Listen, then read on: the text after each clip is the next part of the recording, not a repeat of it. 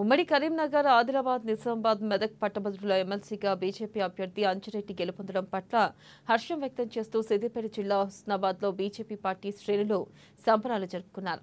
పట్టణంలోని అంబేద్కర్ చౌరస్తాలో టపాసులు కాల్చి మిఠాయిలు పంపిణీ చేశారు.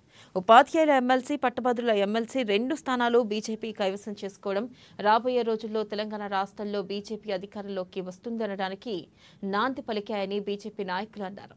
పట్టభద్రుల సమస్యలకు అంజిరెడ్డి కృషి చేస్తారని ఆశాభావాన్ని వ్యక్తం చేశారు.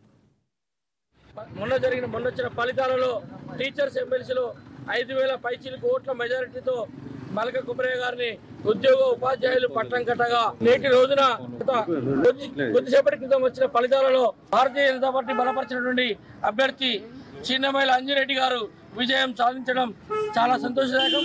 ఈ సందర్భంగా హుస్నాబాద్ పట్టణ శాఖ పక్షాన తెలంగాణ రాష్ట్రంలో ఏదైతే కరీంనగర్, నిజామాబాద్, ఆదిలాబాద్ నియోజకవర్గాల్లో ఉన్నటువంటి టీచర్లకు అలాగే పట్టభద్రులకు భారతీయ జనతా పార్టీ హుస్నాబాద్ పట్టణ శాఖ పక్షాన శిరస్సు వంచి ధన్యవాదాలు తెలియజేస్తా ఉన్నాం.